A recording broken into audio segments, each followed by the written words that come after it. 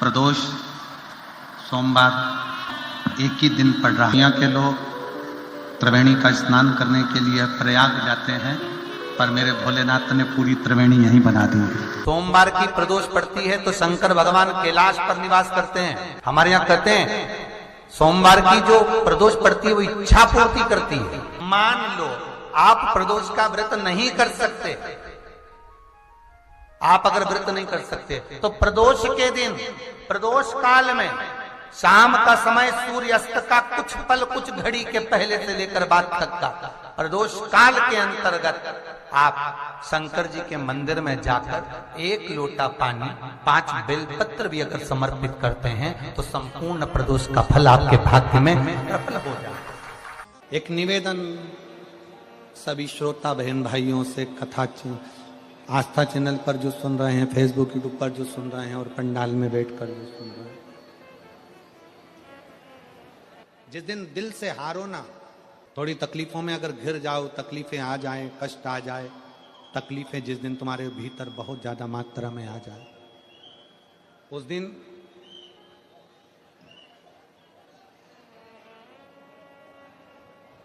तीन बेलपत्र,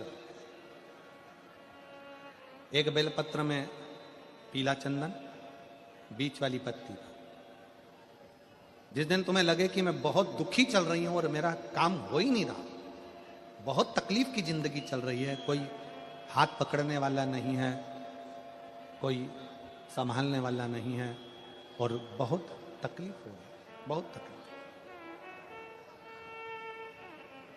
उस समय पर एक बेलपत्री के बीच वाली पत्ती पर पीला चंदन, दूसरी पत्ती पर लाल चंदन और तीसरी पत्ती पर 11 चावल गीले, पानी में उसको थोड़ा सा भिगो लें या धो लें, 11 चावल गीले शिव जी की उस पत्ती पर रखें।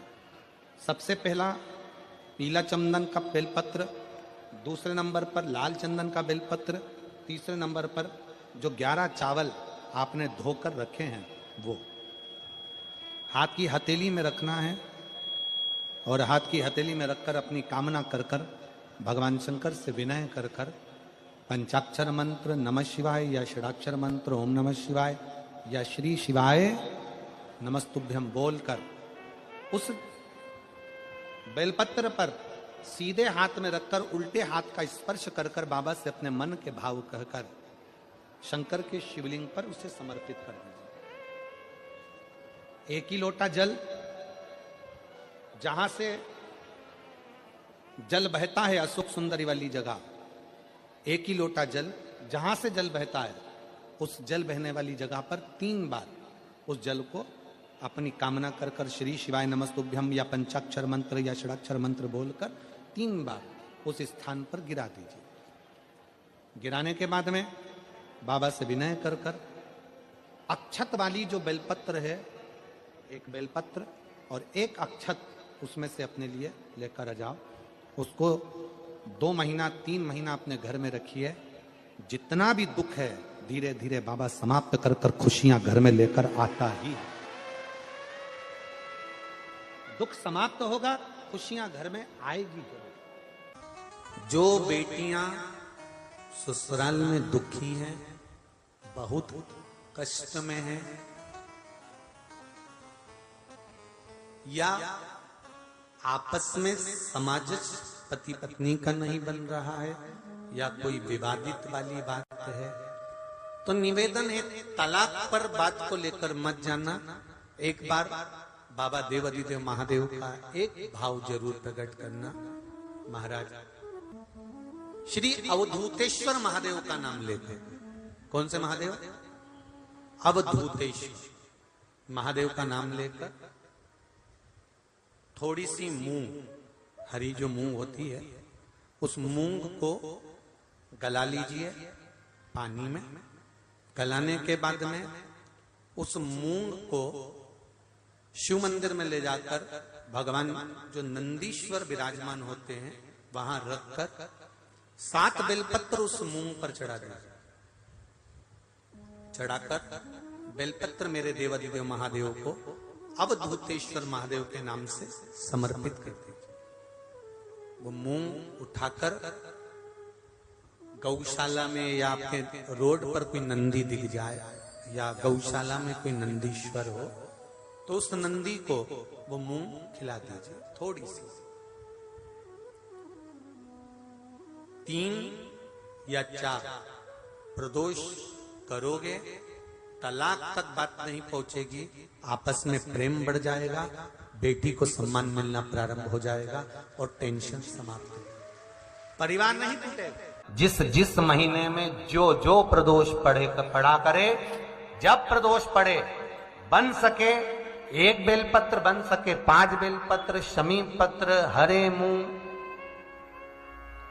हरा मूंग, बेलपत्र, एक कलश के अंदर थोड़ा सा पानी लेकर 1 बेलपत्र, हरा मूंग, शमी पत्र डालकर और उसमें थोड़ा सा गुड़ डालकर भगवान शिव का स्मरण कर कर प्रदोष काल में, मान लो कोई काम आपका बहुत जरूरी है, बहुत दिनों से आप थक गए हैं, नहीं हो रहा, कर्जा बढ़ रहा है, धन नहीं आ रहा, व्यापार नहीं चढ़ रहा, या कोई समस्या बहुत प्रबल है, कोई एग्जाम में बैठ रहे हो नहीं हो रहा, परीक्षा भी दे दी है, रिजल्ट आने ही वाला है, तो भी प्रदोष काल में, प्रदोष के समय वो जल मूंग, शमी पत्र और बेलपत्र और गुड़ का शंकर के शिवलिंग को समर्पित करना प्रारंभ कर दो।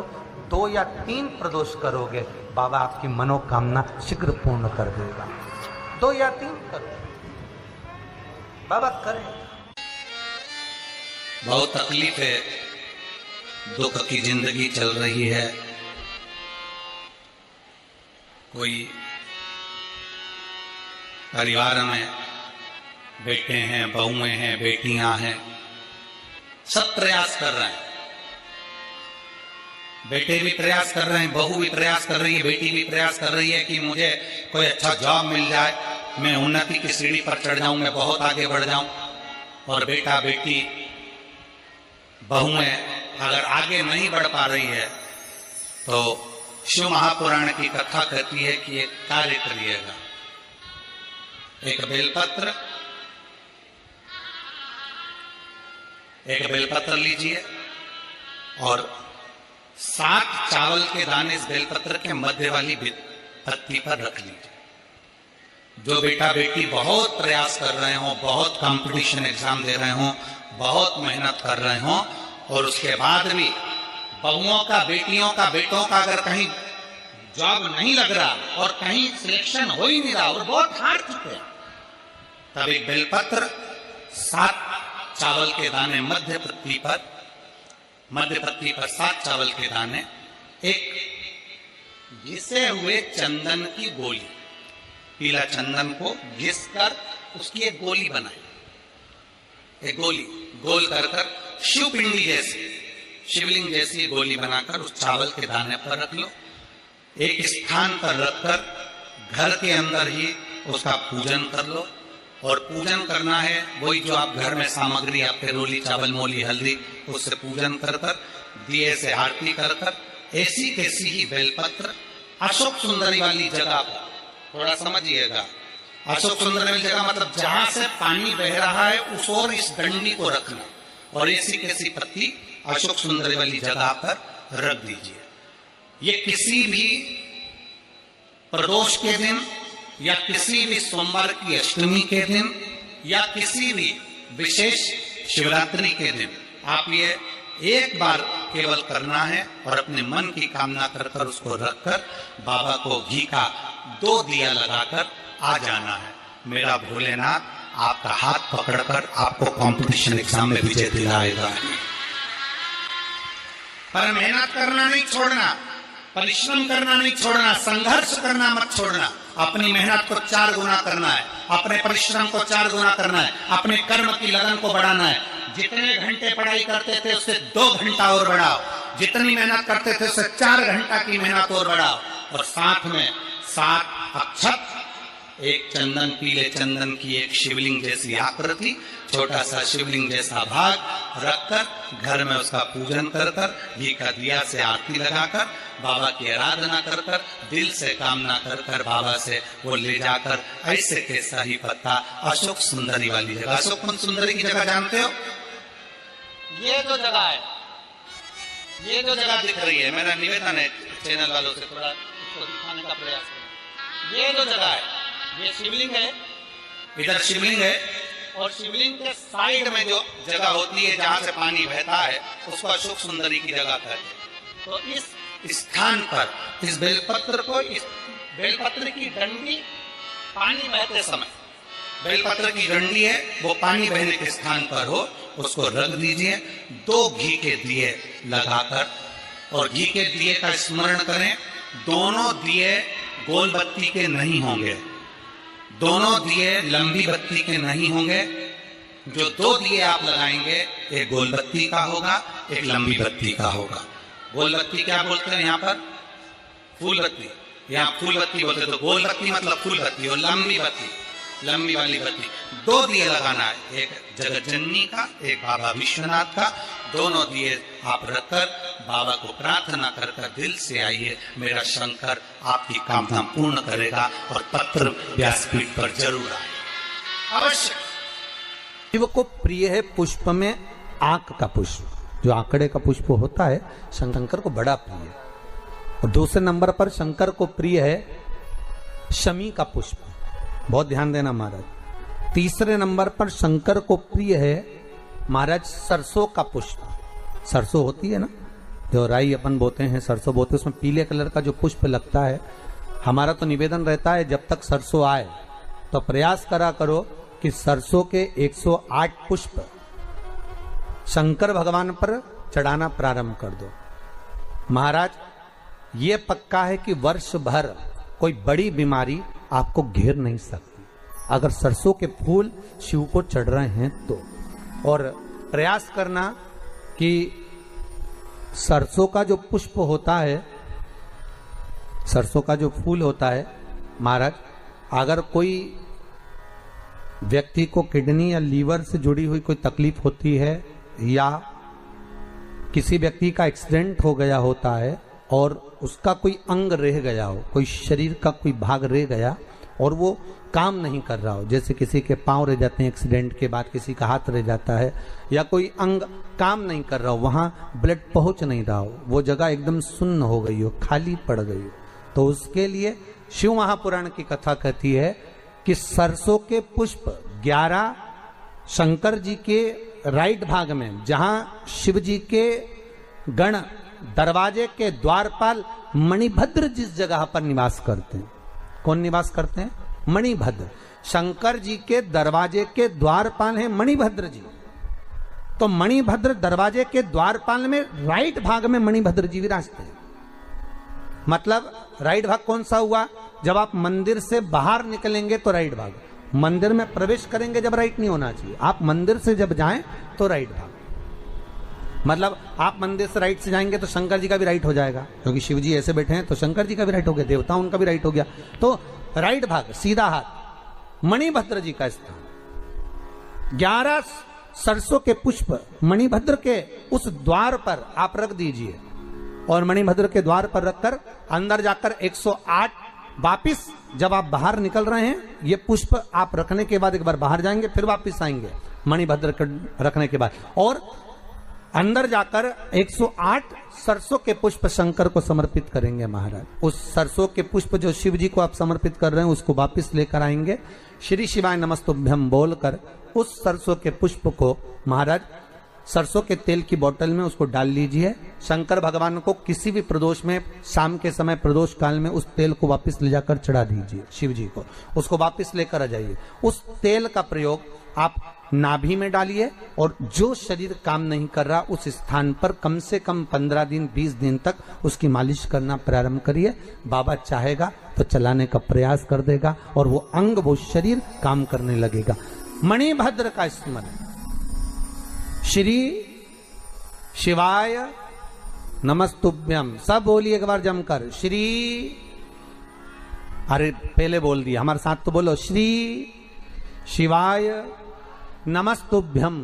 भगवान शिव के मंत्र का स्मरण कर कर करते सरसों का जो पुष्प है उसमें आनंद की अनुभूति है। किसी कारणवश कोई कार्य ऐसा हो गया हो कि आप बहुत मेहनत कर रहे हो, सफलता नहीं मिल रही हो, लक्ष्मी प्रवेश नहीं कर रही हो, तो महाराज बेल का जो फल होता है उस फल के अंदर का जो गुर्दा होता है, बेल के फल का अंदर का जो भाग होता है गुर्दा, उसको लेकर घर पर आओ और सुखा लो। सुखाने के बाद उसको जलाओ, जलाकर उसकी भस्म तैयार, उस भस्म को अच्छा बढ़िया पीस लो, पीस कर कपड़े से छान लो महाराज। उसको छान कर जब आप शंकर भगवान का पूजन करने के लिए शिव मंदिर में जाएं महाराज, किसी भी 5 प्रदोष या 5 सोमवार या सोमवार की अष्टमी पड़ जाए उस दिन थोड़ी सी भस्म लेकर जब जाएं घर से, उसमें से थोड़ी सी भस्म बेलपत्री के पेड़ के नीचे श्री कुंदकेश्वर महादेव का नाम लेकर चढ़ा दे। क्या नाम लेना है? कुंदकेश्वर। उसी में से थोड़ी सी भस्म जो बेलपत्री के वृक्ष के नीचे आपने चढ़ाई या बेलपत्री के वृक्ष की जड़ में चढ़ाई, उसको लेकर आओ और वही वृक्ष माता पार्वती का नाम लेकर भगवान शंकर के ऊपर चढ़ा दो और अपनी मनोकामना कर 1 लोटा पानी शिव पर समर्पित कर दो। चुटकी भर बस, ज्यादा नहीं, मात्र चुटकी। 5 प्रदोष भी पूरे नहीं होंगे और बाबा चाहेगा कि आपका जो लक्ष्मी रुकी हुई है या व्यापार नहीं चल रहा या कार्य नहीं हो रहा, तो बाबा उसको 1 प्रदोष 2 प्रदोष करोगे, 3रे प्रदोष में तो बाबा धक्का लगा ही देगा। शंकर भगवान को भस्म अति प्रिय। बेलपत्री किसका प्रतीक है? माता पार्वती। जब माँ जगत जननी जगदम्बा नवरात्र में दर्शन किया होगा, माता का जहाँ यज्ञ होता है, सप्तसती से यज्ञ हो चाहे माँ अम्बे जगदम्बा का जो यज्ञ होता है, उसमें बेले के फल की भी आहुति लगती है। उस भस्म की बड़ी प्रबलता। बेल का जो गुर्दा होता है, उस गुर्दे की जो भस्म तैयार कर जाती है, उसका बड़ा महत्व, बड़ा। हम तो यहाँ तक कहेंगे देसी गाय का घी हो। कौन सी गाय का? देसी हो, जर्सी नहीं, देसी गाय का घी हो। देसी गाय के दूध से जो घृत का निर्माण हो वो घी हो, और बेले का जो फल का गुर्दा जलाओ, उसकी भस्म अगर आपने बेलपत्री के पेड़ के नीचे ही बनाई हो, मान लो, उस भस्म को पीस ले, पीस कर उसको काजल जैसा तैयार करके डब्बी में रख ले महाराज। शिव जी पे चढ़ी हुई भस्म को पहले वो पीस के शंकर जी पे चढ़ाओ, फिर उसको लेकर आकर उसमें गाय का, देसी गाय का, उसमें घी मिलाकर काजल जैसा तैयार कर मस्तक पर मात्र या कलेजे पर उसकी 1 बिंदी ही रखकर आप अपने कार्य के लिए अगर निकल गए तो ये पक्का है कि वो कार्य होगा ही, सफल होकर ही मानेगा। ज्यादा से ज्यादा 5 दिन उसके पास जाना पड़ेगा, 6 दिन जाना पड़ेगा, पर कार्य सफल होगा ही, उसको करना ही पड़े, क्योंकि वो केवल बेल की कालोच नहीं गई है, वो स्वयं काल का तुम्हारे साथ गई, स्वयं पार्वती मां तुम्हारे साथ। भस्म शिव जी को प्रिय, उस भस्म का प्रयोग बड़ा। जब पी भभूत में है खजाना कुबेर।